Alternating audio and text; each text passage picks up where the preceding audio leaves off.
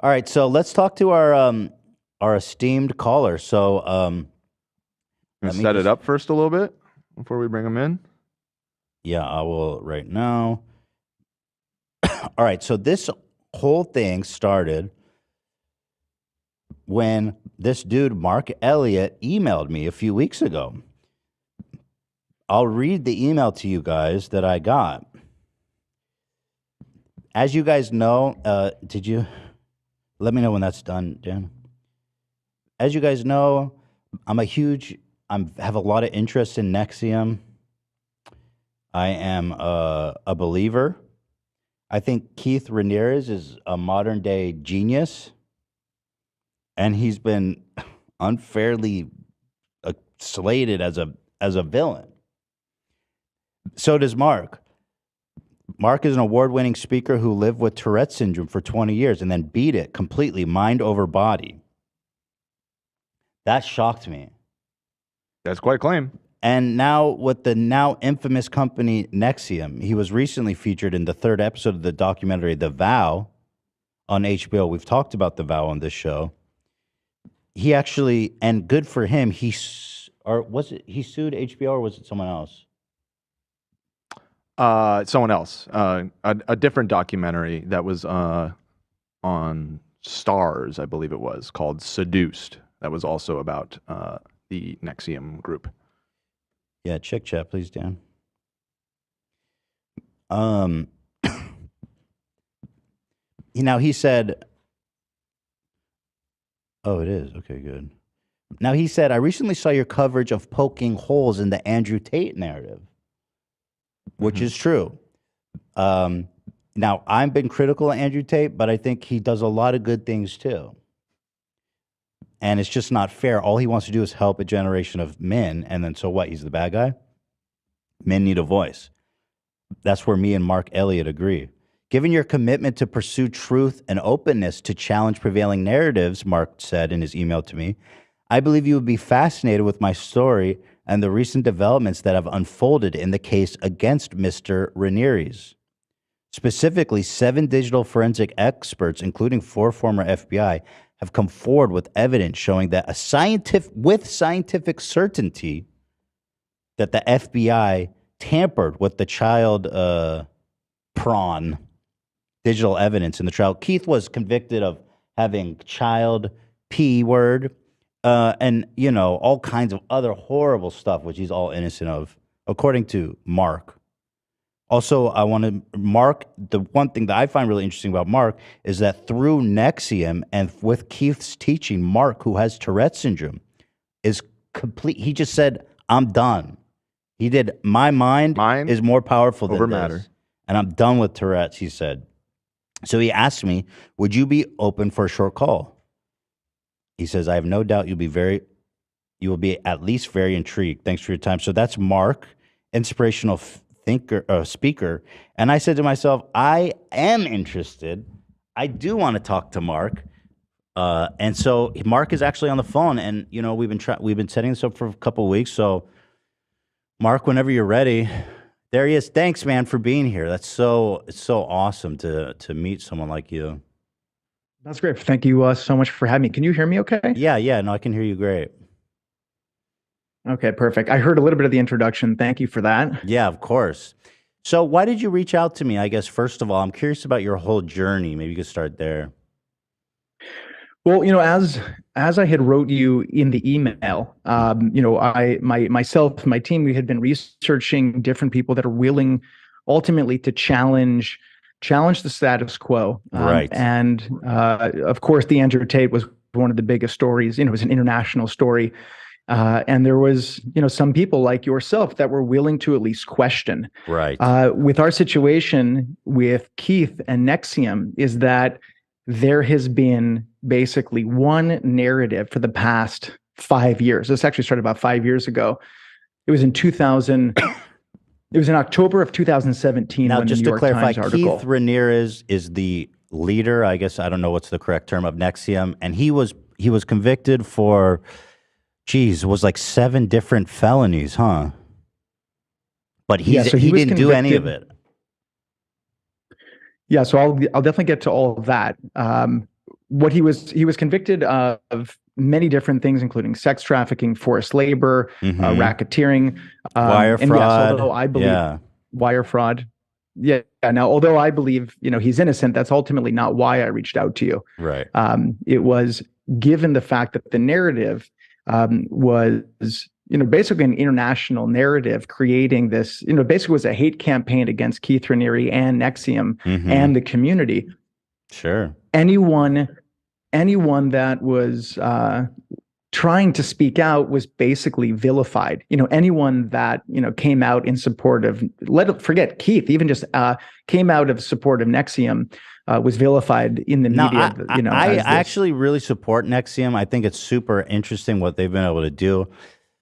I want to say Andrew Tate, I totally poke holes in that. Like, I don't know if you've been following the case in Romania, but like there's so many red flags that says he's innocent. I don't know if you've been following that. I haven't been following it closely. Obviously, it's definitely been something I've been watching from afar, as it seems like there's just a lot of similarities in the fact that, we live in a time that if you make someone a monster in the media, it's, guilty, basically you're guilty until proven innocent. Right. You then, the authorities can then ultimately do whatever they want to the person. Sorry to cut off. Actually, Keith was convicted of 7 crimes, though. Yeah, the reason I said that is because before the trial even happened, he was already vilified and made it a monster. You even have, even on the Dr. Oz show, this was before Keith was even arrested. You have Dr. Oz saying on national television that Keith raped and tortured women. Oh my God. Now, just so you know, even after he was convicted of these charges, and this is what's mind-blowing for a lot of people, Keith Raniere, who's this alleged sex cult leader of an international sex cult, if you actually look at the charges and the evidence of what he was convicted for, there's not a single charge. This is crazy. There's not a single charge of violence, weapons, or drugs, and there's not a single charge of Keith Raniere having sex with someone. Well, let's see here. Count 2. Let's see. Sexual exploitation of a child. He was convicted of that, right? Because I want to clear his name with you. So he was convicted of sexual exploitation of a child, possession of child pornography. He was convicted of trafficking for labor and services, extortion, sex trafficking, forced labor, attempted sex trafficking. So he tried and failed, but in other ways he was successful. That's what they claim, right? But it's outrageous that and he was never, he was never violent, and so that kind of says it all, huh? Yeah, I want to be super clear. There's most of what people have heard about Keith in the media, and then what the government, put out there in the media as well, is, in my opinion, completely false, and most of it is completely fabricated. Right. Again, that's not my intent of why I wanted to come, on and talk with you guys. Obviously, if we had longer, conversations, we could look at more specifics and things about Keith Raniere and who he is as a person. But in the emails, why I got in touch with you is that one of the things that happened right before the trial, here you had an investigation for a whole year, and there were 6 co-defendants, and this whole case was about consenting adults. And then 55 days before trial, it was also about wire fraud, trafficking, racketeering, child pornography. Yeah, so those were all the different charges. Okay. But even with sorry. Go ahead. Well, just to be clear though, even with all of these horrific charges, sex trafficking, forced labor, racketeering, none of the co-defendants had pled guilty. Wire fraud. None of them had pled guilty, which is almost unheard of in federal court. I think it's like 97%. You couldn't flip them because they're innocent. There's nothing to flip.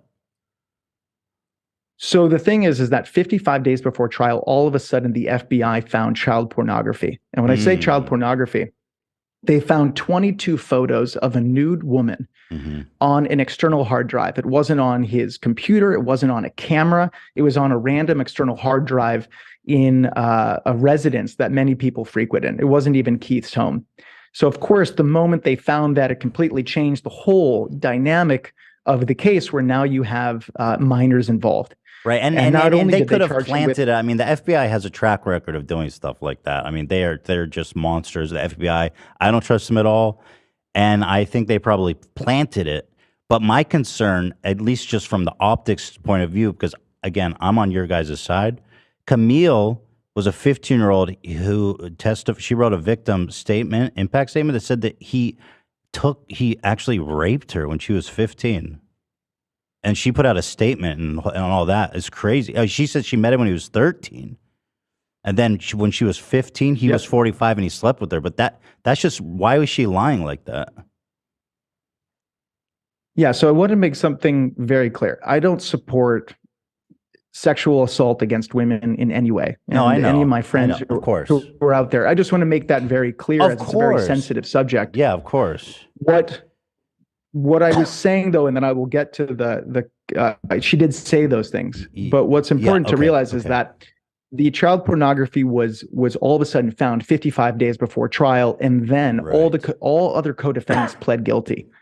So not only was he charged with possession of child pornography, he then was also charged with sexual exploitation of a minor, which is probably one of the most egregious charges somebody can get against them, charged against them, which ultimately is a death sentence for many people. Yeah, and just to go back to what you're saying, 55 days before trial, it's like, when did they have the time to investigate that, Well, they also had this hard drive and this alleged camera for over a year. So that's the context which happened right before trial. Yes, Camille, her name is Cami. She did give a victim impact statement, but what is important for people to realize is that a victim impact statement is after the trial is over, after the verdict. So it's a statement not given under oath. Well after the trial was over, and she also didn't testify. You think she's lying, essentially? I mean, or at least there'd be no consequence to her lying, right? That's my point. I'm not here to debate whether or not. Yeah, you don't want to call her a liar. I get it. But you know what's crazy? What I'm saying is, okay, go ahead. Yeah, what I'm just saying, it's important that if we want to live in a society that has due process and we care about justice, it's important to question. Absolutely, it's important to question. And my point is, if somebody gives a victim impact statement and says, I was raped and this happened, I'm not saying that's not true, but you can't say that that's ultimately true due process when someone's not under oath. For sure. There was no trial. And so that's my point. There was no trial. Like, why are we supposed to take her impact statement seriously when there was no trial? That is my point. Okay. What I do know, which is under oath, and sworn statements, is what I got in touch with you about with respect to, we now have 7 digital forensic experts, and this is what's incredible. 4 of the 7 are former FBI. Before we go down that thread, I just wanted to mention, and I don't know if this is an issue for you guys, but there was 15 other victim impact statements from all different individuals. So that's like, dang, how do we get over that? Again, if we had like a 3-hour podcast, I can go into different things. This is the short of it, though. Just to even answer, like I said, my intent wasn't to try to defend or combat like all these different allegations. But again, what people don't realize, the way that the narrative was out there, is that 17,000 people from around the world took these courses. Okay. 1 in 400 of participants in the classes that Keith had created were billionaires. We had people from Stanford, from Harvard, entrepreneurs. These were very thoughtful, rational people taking courses that had a profound effect on their life. Right? I mean, Scientology is the same way, and they get vilified too. They have tons of famous people, tons of rich people, and it's unfair that Scientology is vilified, don't you think? I haven't taken Scientology. I don't agree with, but my point is, I don't agree with character assassination, or speaking badly about a group just because they're different or you don't like them. But the reason I mentioned about the 17,000 is that if you actually look at the trial, in the NXIVM trial, there's actually, out of 17,000 people, I think in the trial, don't take my word for it, I think there's only 3 people that were students of the 17,000 that were even claiming they were victims of a crime. So three out of 17,000. Only 3 people claimed that they were molested by Keith. Well, no, they weren't even claiming that they were molested. There's not even. This is like how the insanity and the the exaggeration of what's out there. Right. There's not a single charge of Keith assaulting or raping or hurting anyone means of violence. There's nothing in the trial of that. Right. There's no violence. They're only saying he coerced them, but that's not really a crime, is it? Well, that's what they're claiming. But Right. my point is that if you want to look at the reality, if you even want to say that everything that happened in the trial is true, Yeah. this is a man who's now convicted and sentenced to 120 years without any violence, weapons, drugs. Right. And I'm with you 100% because coercion's not even a crime. Like it's not illegal to manipulate people. Well, it just means you're smarter in a way. You know what I mean? Like if you're able to manipulate people to do what you want, it just means you're smarter. So again, and this is a whole conversation about, things in the trial. Right. But the bigger issue, the thing that is, I think, vital and relevant to everyone who's listens to you, and then also just all citizens in the United States. We now have 4 former FBI agents that were digital forensic experts that have come out that under sworn testimony shows that the child pornography evidence was to a scientific certainty tampered with and also planted. That is very and some concerning. Of the evidence points that some of the modifications took place while in the possession of the FBI. That is very concerning. So what is the So what's the goal here? To get a retrial for Keith? Well, the ultimate goal is trying to investigate these crimes. Right. There's clear beyond probable cause that crimes were committed by FBI agents and potentially even the prosecution and maybe other entities as well in the DOJ. So we're going to and that is an effect Keith. of that. Yeah. Because crimes were committed against someone who is being tried in a trial to convict them, that person should ultimately be let free. Let him free. And so Keith, let free Keith. Well, what's interesting is that, first of all, the FBI is a criminal organization just from the start. I mean, it's insane the things that they've done to people, like tampering evidence in the case of Keith. But I think that because they did that, we should probably just expunge the extortion, the identity theft, the forced labor, the conspiracy to commit identity theft, exploiting of a child, forced labor.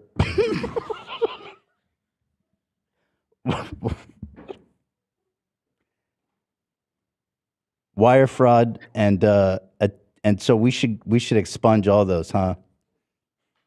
It took me a second to get your humor because there's also a little delay. I was like, is he making a joke? I was like, yeah, I know. Sorry, I just yeah, but so what do we do about those other ones, right? Because we got to convince everyone that Keith is like a cool dude. Well, this is what I'm saying is that we don't need to convince anyone of how cool he is. Someone can think that Keith Raniere, they can believe he's the devil. That's ultimately irrelevant and a distraction to the reality of, did this person receive due process? If we want to live in a society that we want to have a justice system that treats everyone exactly the same, whether you think someone is the devil or you think someone is Mr. Rogers, they should be treated exactly the same under the law. Now, if it's the case that the government actually had evidence on Keith Raniere, then the question then becomes, well, why would they need to fabricate and tamper with evidence? Right. That is the question. Free Keith. Actually, I want to talk just to answer. Oh, go ahead. I wanted to ask you about your last thing. Sure, go ahead. I just wanted to make one other comment because you said, as I know you were being facetious about all these other charges. Yeah. If you again, there's these buzzwords of sex trafficking and forced labor. Yes, those on its face value sound horrific. Right, but what does it even mean? Exactly. Like when you think of, if you heard that you're, someone that got charged with sex trafficking, what would you imagine? Yeah, I would imagine somebody was locked to what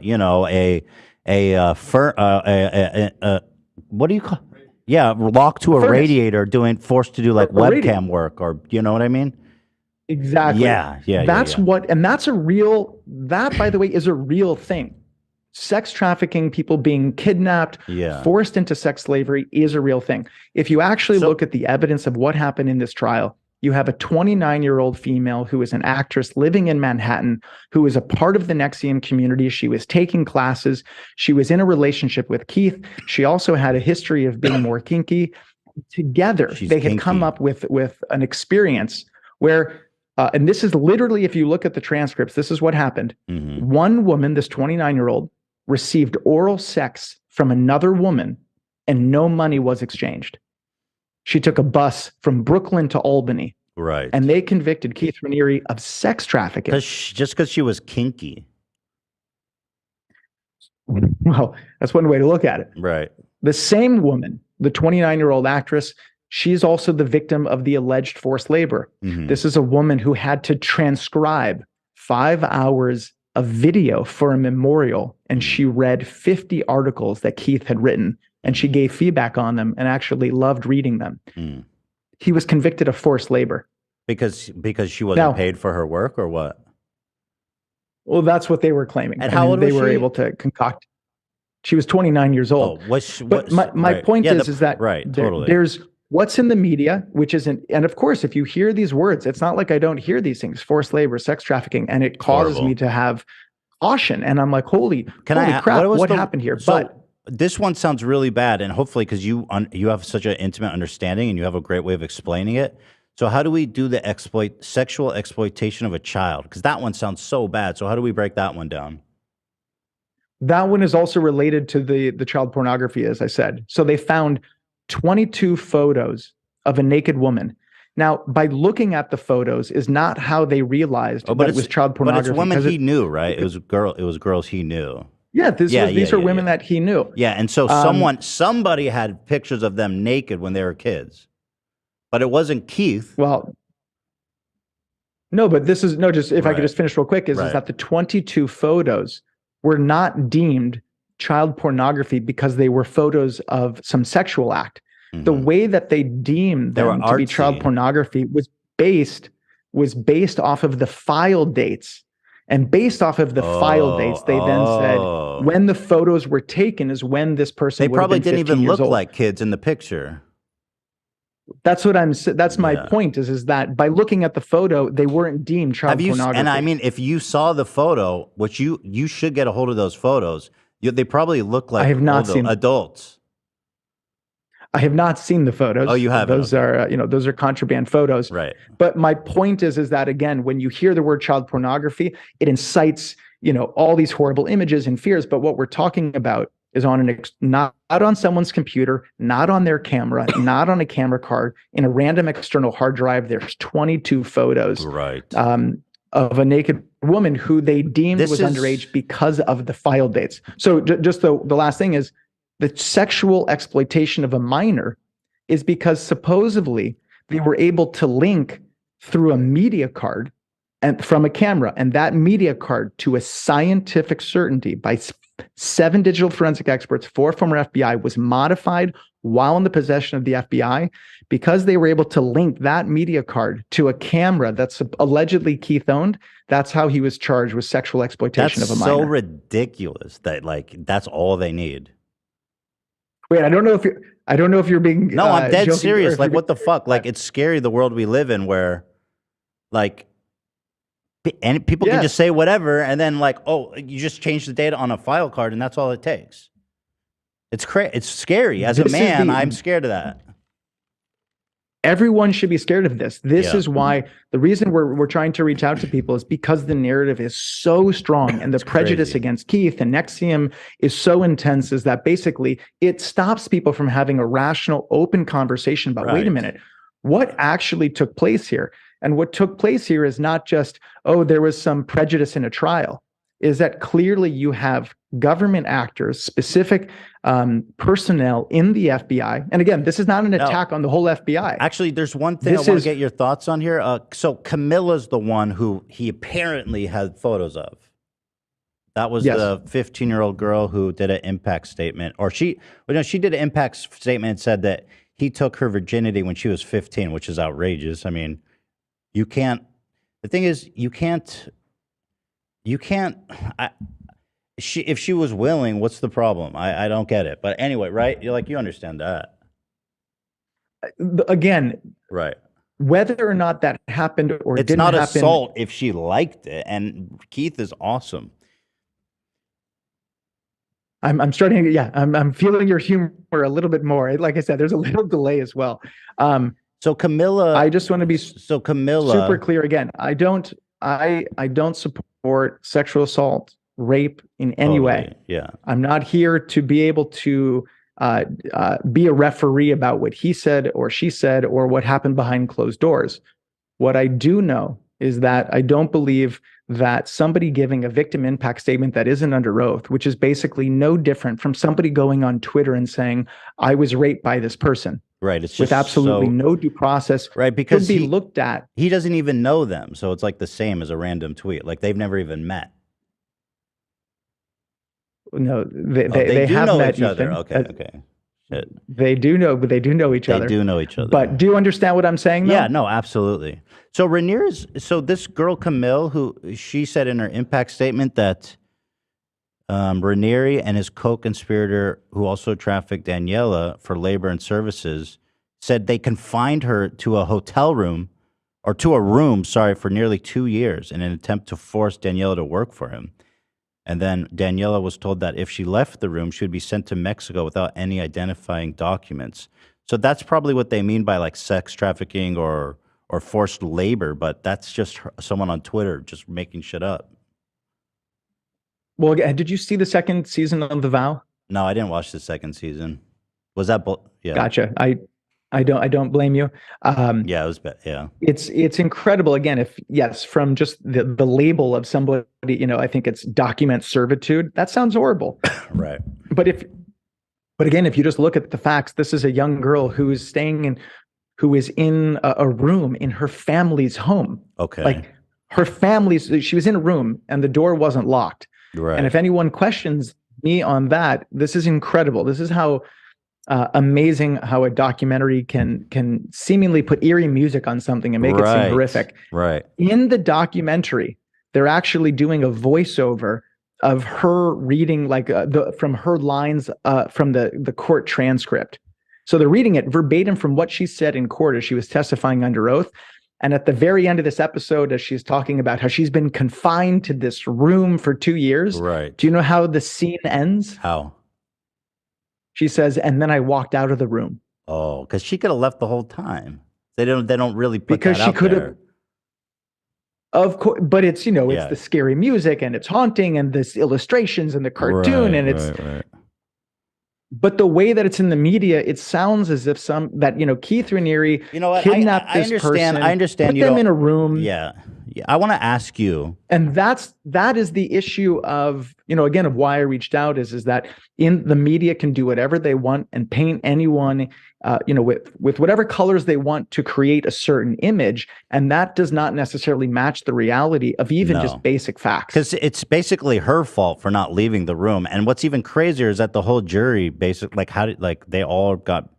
I don't know how the whole jury agreed on that, but I want to ask you about your experience with Tourette syndrome. I'm super, super fascinated by this.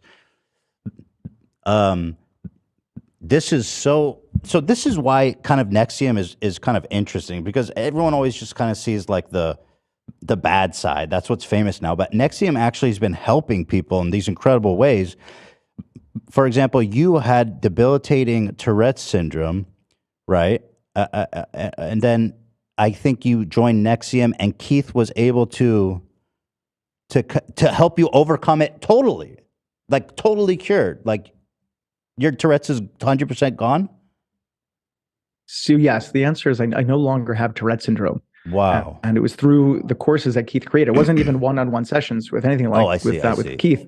Wow. It was, he had created a curriculum that was around the world. Like I said, 17,000 people took it. I went through the classes just like everybody else. But as I went through them and started to build more self-awareness about myself, I mean, ultimately the courses are classes on emotional intelligence. We had a center here in New York City on 5th and 37th Street, where it's just, you go and sit in chairs and you have conversations with people. And that cured your Tourette's? That is... Just having that. I just want to be clear. It's not. Go ahead. Yes, it was through these conversations and through these classes, which were a lot of them were philosophical inquiries about different aspects of life. There were practical things. It was also a goal setting thing for entrepreneurs. Okay. And it was through these classes and these conversations that beat my Tourette's completely mind over body. Wow. And so what is it that you tell yourself? Like, just stop ticking. Like, come on, don't be a pussy or whatever. Or I know I'm joking. I don't mean it like that. But like, I'm over this shit. Sucks. Tourette's is fucking annoying. And I'm just over it. Yeah, so it's not like that at all. The most simple way that I can describe it is that I've always talked about Tourette's is like there's an itch and there's a scratch. Oh yeah. And the Tourette's is that uncomfortable feeling. Mm-hmm. And then the ticking is me scratching that itch. And most treatments and the way that we look at Tourette's is, okay, how do we just help the person with this dynamic? So if you take medication, it numbs the itch. Mm-hmm. So that stops you from wanting to scratch it because you don't feel the intense. Stop it? Like, if you're talking to someone with Tourette syndrome, what would kind of be your advice to them? Because I know it's just a horrible disease for the people who haven't cured it for themselves yet. And I feel like this knowledge, what would be your advice? Well, I don't say, just to be clear, I've never said, and so we actually had a documentary that came out. It's called My Tourette's. It's on YouTube for free now. Okay. Sadly, almost no one in the world knows about it. It came out after, the negative press, the real negative press, started coming out about 5 years ago. Okay. But in this documentary, you watch these profound transformations of people beating Tourette's mind over body. But even in the movie, we don't say it's a cure. This is not it. We didn't have a cure for Tourette's. Clearly, we had a set of tools for people that were open and wanted to go on a different type of journey. Go on more of a looking inward. But you guys did cure for it. some. You said it's 100% gone. I mean, let's not beat around the bush. That sounds like a I just cure. don't say. The reason I don't say cure is because also I just don't think of it as something that you can cure in that way. I have like a completely different. I don't even think of it as a medical disorder in that way now. But what I just want to be super clear it? is that I don't know if we could help everyone. I don't know that the people that we helped wanted to be helped. Okay. If someone wants to lose weight, they could have the best trainer in the whole world. But if they don't want to lose weight, but weight's doesn't not, matter if you got Arnold Schwarzenegger. But being fat is not a neurological disorder. So that's what really interests me. Because to all the literature, it says Tourette's cannot be cured.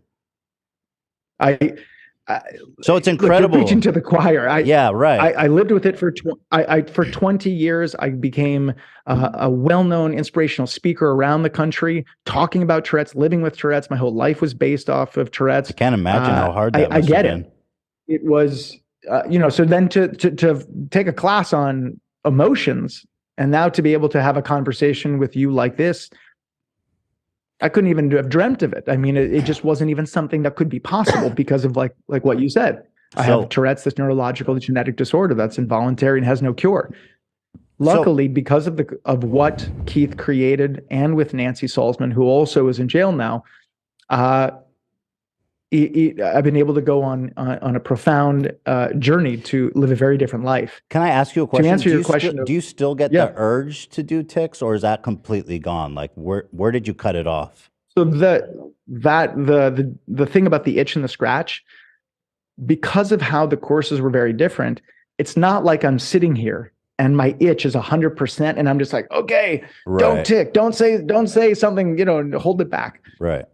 The courses were different than any other thing that I did, is because by going on that exploration, I found out that my itch was way more emotional and psychological than it was physiological. And as a result, and working internal issues I had, anger stuff, beliefs about all this sorts of stuff, as a result of that, my itch went down. So right now, down to 0. Do I still have an itch? Yeah. It's not at 0, but it's probably at 4 out of 100. Okay.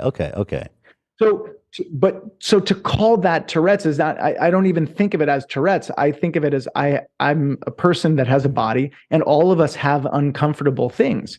And what I come to understand, and this is for me, is that ultimately I was, in a sense, had an impulse disorder. It doesn't mean I had a neurological disorder.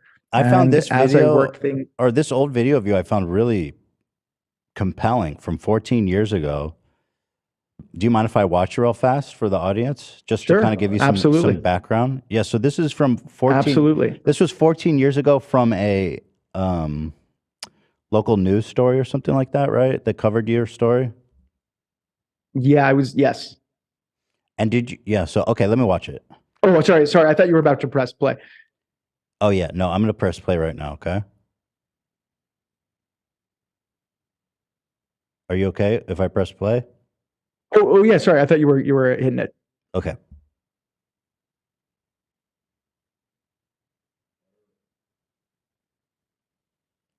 Can you play it, Dan? We're just Oh, waiting it's with on me. It's on me. suspense. So- You got All right. to hit play. Are you ready, Mark? I'm ready. Okay. A day before my 17th birthday is when I really ran into the greatest obstacle I had ever encountered with my Tourette syndrome. A St. Louis area teenager who says he has Tourette syndrome claims he was kicked off a Greyhound bus in Indianapolis because of his disability.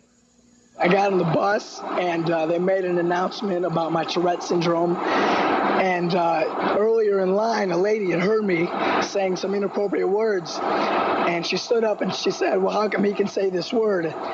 With that, this Clayton High Jr., who turns 17 tomorrow, says he was kicked off the bus in Indianapolis. So your tick was actually to say the N word, right?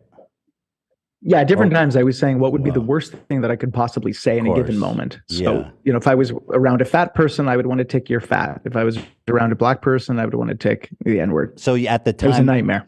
at the time you were on a bus, and with it seems like from this image predominantly black, and then you said the N word on the bus. Yeah, to make a long story short, I had told the bus driver about my Tourette's before I got on, and then I got on the bus.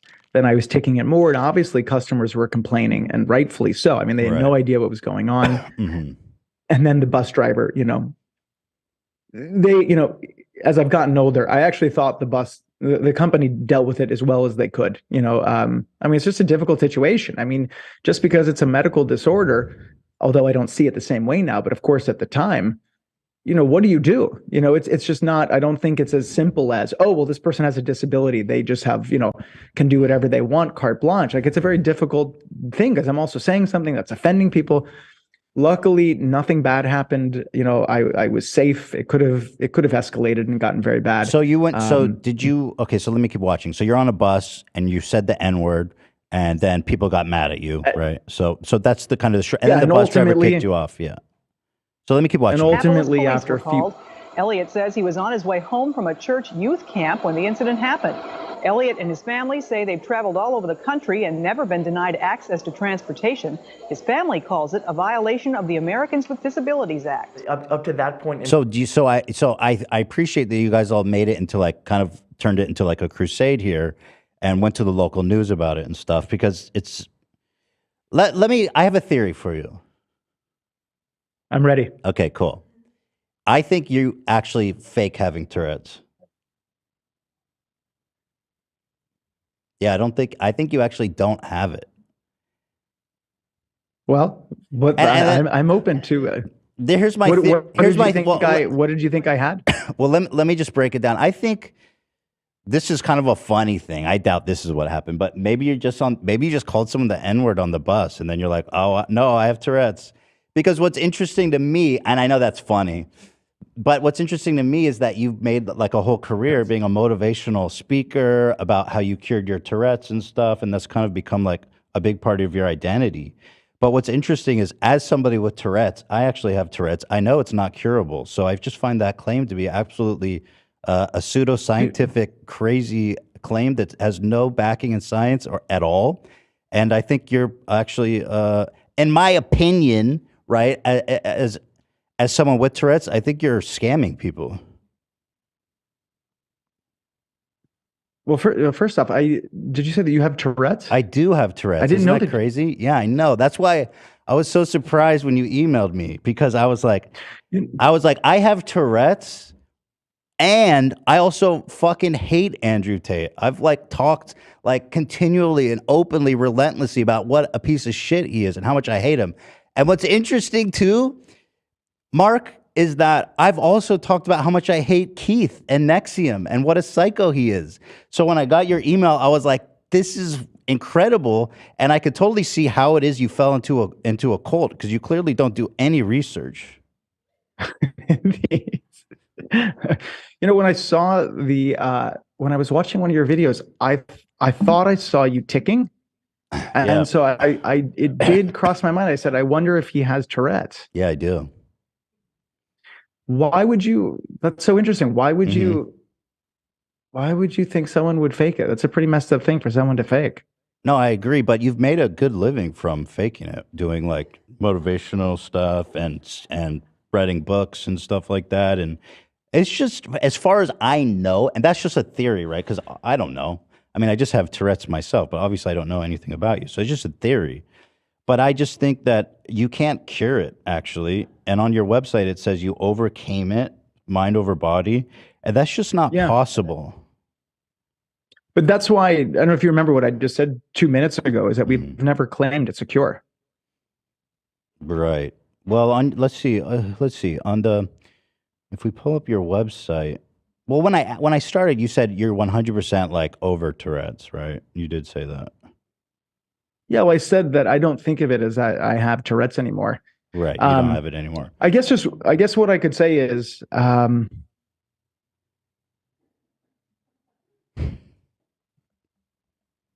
yeah, the fact that you don't like Tate and you don't like Raniere is not a reason that I couldn't talk to someone. If anything, it's about, that's not the point of trying to find people that love him. It's if you can find people, even if somebody hates someone, the question is, do we believe that there should be due process in this country? And are we okay with government officials or FBI agents committing crimes to convict a man? So by somebody not liking it, but in the email, by someone, but somebody not liking him is, if anything, is definitely better. I definitely did not research deeply every single person. Obviously, at all. Well, yeah, you didn't look. You actually didn't look into it at all. Like the most basic. But let me break it down, Mark, because in a way, I see you as. Well, just to be very. Okay, go ahead. Just to be very blunt. Go ahead. Yeah, be blunt. Yeah, you are right. I did not do research. Yeah. Someone that I know, who's Keith, currently he's been sitting in the SHU for over 200 days. So they're basically torturing a U.S. citizen, while at the same time he has filed in the Eastern District of New York with 4 former FBI agents showing that the FBI tampered with digital evidence. And they're now escalating the torture, and they might ship him to what's known as a CMU. Can I read an excerpt which is a communications? Can I read an excerpt for you? It says, this is from your website. This is your website, right? MarkElliott.com. Yep. Yeah. Do you want to beat your Tourette's? I want to help you, but currently the government has threatened to put me in jail for being public about how I completely overcame my Tourette's with NXIVM. Yep. So when you say completely overcame, I just assumed that meant like that you have a cure for it. Yeah, I can address that in a second. We can talk about that. But the point is that, can you cure like bipolar or something? Can you cure like schizophrenia? Because that would be really good for a lot of people. The reason, because of how big the case is, and I'm reaching out to people that have influence. I believe that even though you might hate those people, and I didn't know the depth of how much you dislike them, but is that there's something that we can agree upon? I thought at least here's that something. Are we okay? Well, we can all agree on we can all agree on photos. Here's photos of his initials being branded into women who accused him of running a clandestine sex cult. Here is his initials branded into their skin. Here's an up close for you. It says his initial, Keith Raniere, is branded into their skin. What's your point? That's not what I'm here to talk to you about. Oh, my point? The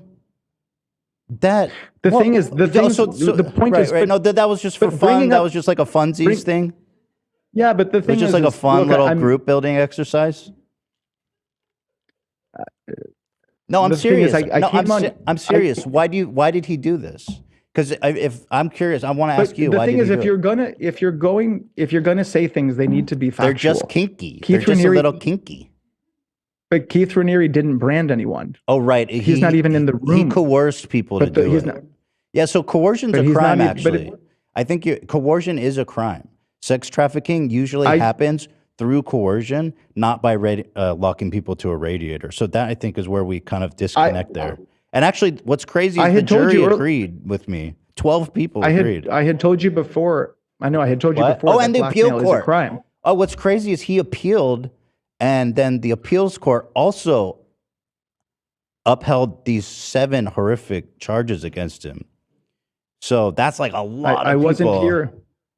Yeah, that's a lot of people. Like I had said, I had said to you in the very beginning is that I believe most of things are not true out there. That doesn't mean there isn't kernels of truth. I wanted to talk to you about something that I think is greater than Keith Raniere, the fact that we have evidence that shows that the FBI committed crimes. Yeah, but the FBI I agree with you that the FBI is shitty and they do that kind of stuff. But even if we discount everything the FBI allegedly, or you say let's just assume for the sake of this conversation that they did do that, then you still have to explain all these other charges. Like even if he didn't have child pornography on a hard drive, right? And let's just say he didn't do it, it was a conspiracy. Or maybe they changed the metadata. There's still racketeering, forced labor, wire fraud, sex trafficking, extortion. So do you have you know what I mean? So there's kind of an issue here. If you're, well, we've been, the thing is, look, this is the first time we've ever met, Ethan. Yeah. I said to you in the email that if you want to have more of an open, rational conversation where we can challenge things. In the first half of this, I talked to you about some of the facts that it sounded like you were agreeing with. I didn't realize that you were just trying to play me. The things that I said, I stand by. I don't need to change anything, even though now I know that I guess you were trying to have sort of a gotcha moment. But like I said, with the photos, with the woman, the HBO thing, the sex trafficking, which is a single sex act with no money exchange, these are things that if someone wants to have a conversation. Right, but you got to understand that no money exchanged and him not doing it himself is kind of the quintessential of a cultish kind of racketeering, like manipulative, coercive act. Like he's not the first person, right? Like Charles Manson, for example. Is Charles Manson guilty of murder? Well, answer that. Is Charles Manson guilty of murder? He never did anything. I don't know. I don't. Okay, I'll explain it to you. I'll explain it to you. Charles Manson, people say he was a member of a cult. His disciples went under his order or coercion to go and murder this family, right? And so his lawyer said, well, he didn't do anything. He wasn't even there. And so the question is, do you think Charles Manson is guilty? He was in jail right now for being involved in their murders, even though he wasn't there. He never held a knife in his hand. You know what I mean? And no money was exchanged. He didn't even pay them to do it. I have. Oh, he's dead. That's a correction. Let me issue a factual correction. No, but this is what I would say. Mm-hmm. I don't know anything about the case. Obviously, I know of Charles Manson because of of how it's been. He's a very popularized name. He's probably innocent too, right? Well, I don't know, but what I do believe and what I'm absolutely will stand by is that I do think no matter how hated a person is, we should be absolutely open to questioning narratives. We should be able to question. I think witnesses. We should be able. I think part of a redemption of accepting people who are bad starts with them, coming to terms with what they've done. But that's what I said from the get-go. I said, I'm not on here to try to get you to like Keith Raniere. But you can, I don't know if you remember, I did say to you, you can think he's the devil. Mm-hmm. No, I don't think he's the devil. Do you remember when I said that? No, but my point is, if someone wants to believe that. So you're saying we need to that's not what I'm. You're saying we need to take the time to look at the kind of the facts and the situations and come to just with our whole hearts and minds, come to a rational decision. Well, my question to you is, that's a trial. Do you believe that there are? That's a trial, by the way. He lost 2 of them. No, but do you believe that it is okay under any circumstance for the government or government officials, whether it's a prosecutor, whether it's a judge, whether it's an FBI agent, to commit a crime, to convict Of course a person? not. No, never. Dude. If we hell agree no. on that, Ethan, Yeah. if you and I can agree on that, Yeah. that's all that matters. And that's why I'm Really? here. I don't that care. doesn't seem very because- significant. I mean, we can both agree that Krispy Well, Kreme if- donuts are great, taste great, but that doesn't Why fucking do you- really why have do you any. think- why do you that think doesn't that have that's- nothing to why do do with you like think that's wire not- fraud and racketeering. Why do you believe that that's not significant? Because it doesn't affect all the other unrelated crimes he was convicted of. But no, but I think that the part where we're just missing is Sure. that you keep making it about this case. What I'm saying is what I'm addressing affects every single case in the United This States. is bigger than Keith. Yeah, Keith is not bigger than the justice system. If you allow or you are okay permitting government officials to commit crimes, to convict even a hated person, what you ultimately are saying is that you believe that prejudice and hate are more important than justice. Here's you and Keith. He has really nice skin. Fuck. The thing is, I'm trying to have No, me trying too. to have a serious conversation. No, with I was you. just struck by his And- really nice skin. Did he ever drop? I'm just his- saying. Yeah. I'm just saying, out of respect, I'm trying to have a conversation with you about something that affects millions of people around the justice. Millions of people in the justice system and are affected by our justice system. This isn't about Keith. It is about Keith because this is the specific case and the specific evidence that we have. Do you mind if I take a moment and read some of the quotes from the FBI agents?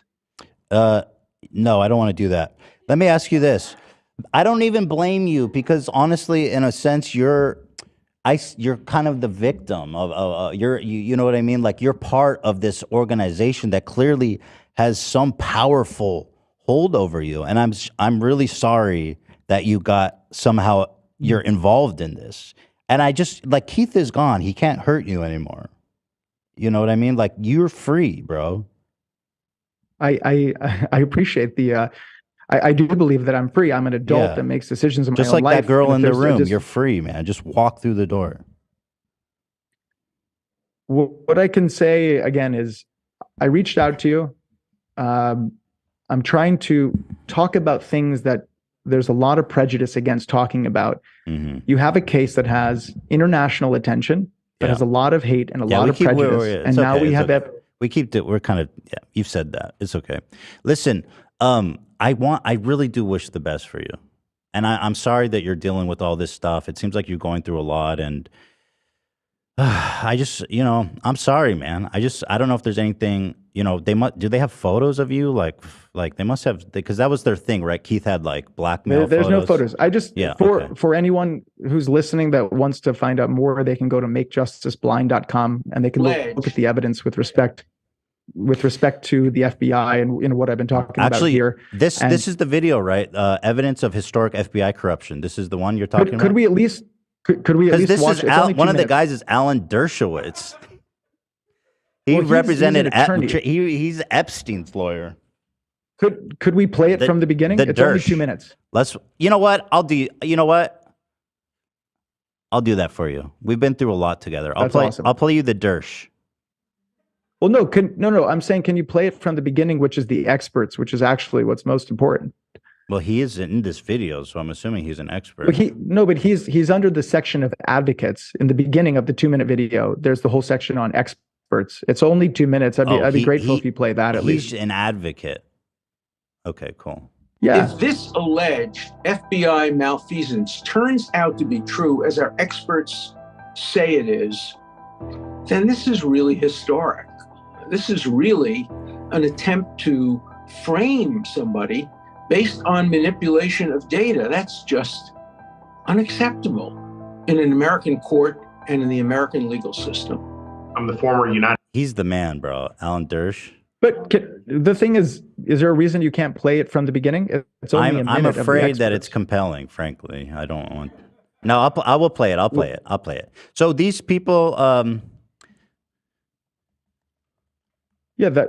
So these are. I would just ask- these are all former FBI people. Okay, I'm gonna play Some it. of them are former. I owe that's that awesome. to you. I Some owe that of to them you. are- Yeah, I owe that to you. I'm gonna play it. Awesome. Experts versus Keith.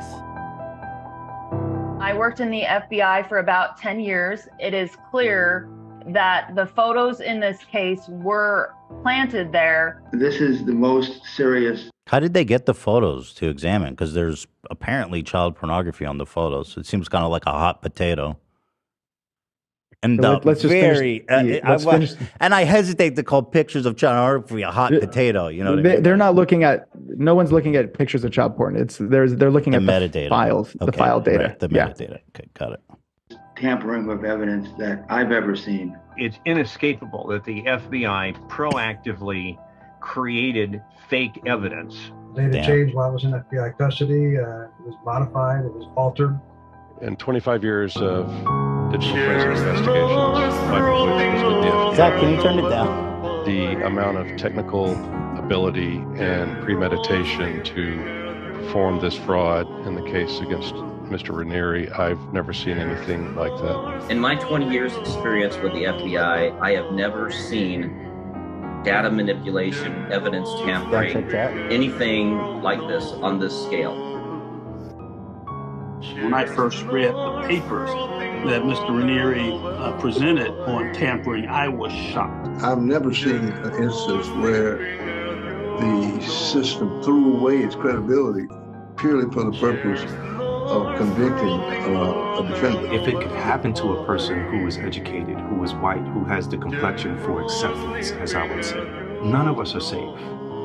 There's no need to fabricate evidence for a guilty man.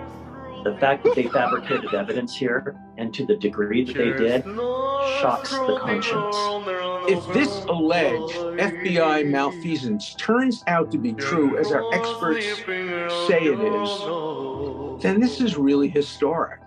This is really an attempt to frame somebody based on manipulation of data. That's just unacceptable in an American court and in the American legal system.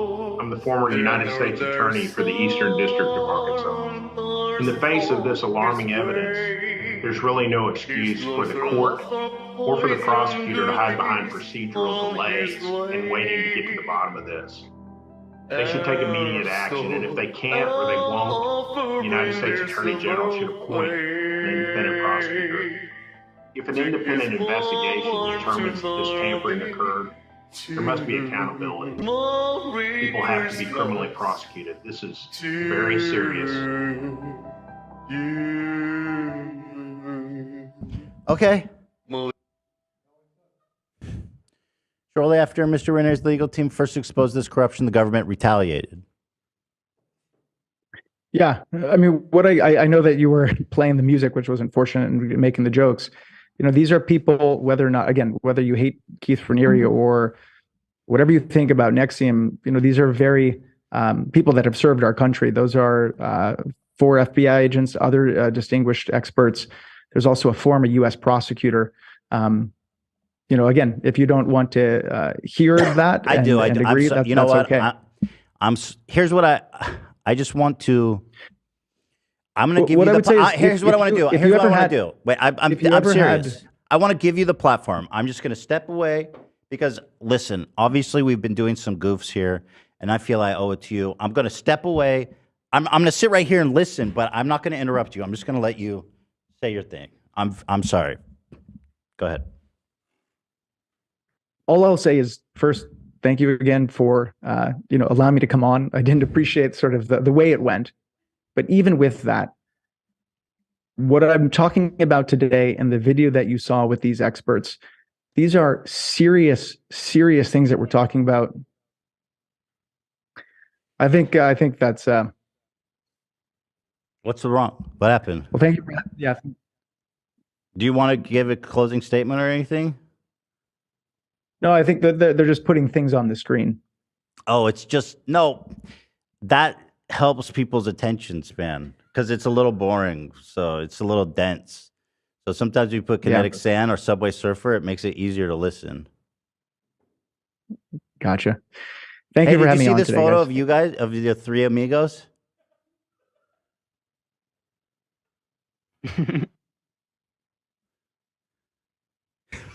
Did you? I'm with you, by the way. ACAB, brother. For my voice. You don't know how to turn off Zoom. You're trying, but you can't get away. How do you get out of this? You're trapped. No, there's no trouble. Well, again, nice to meet you, Ethan. And thanks for having me on today. I'm sorry to put you all through that. Ultimately, you are the victim, and I hope Ramirez dies in prison. I really do. I really do. But one day you're going to be free of this, and I'll be there to help you. I'm so sorry. This is Keith's fault that you went through this. It really is, and I'm so sorry. Yeah, thanks for having me on today. Yeah, thank you for joining us. All right, take care. Have a good night. Have a good night. Thank you. Oh, God. He hung up. Yeah, I know. I actually feel bad for him at the end there. Yeah. But it's extremely embarrassing. But to be completely fair, this man walked into like a comet-sized chasm of a death trap. You can turn back on chat. All right, I'll turn it back on. Like, when I got this email from him that I read you guys, I was like, is this guy for real? And so I passed it to Dan to set it up. And sure enough, this guy thought I was an Andrew Tate defender who loves fucking Keith Ramirez. And also he didn't know I have Tourette's syndrome, which put me in kind of a unique position to talk to him about Tourette's. And that was a very stressful situation. I didn't see him ticking once. Just saying. Must be effective.